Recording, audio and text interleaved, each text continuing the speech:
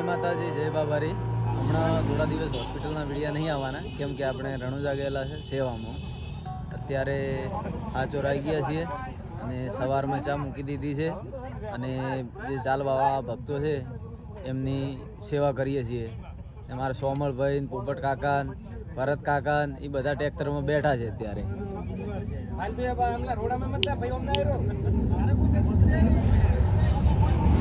એક બાજુ ચા બની રહી છે.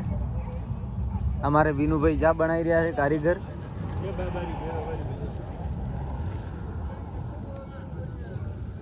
જોરદાર સેવા થઈ રહી છે.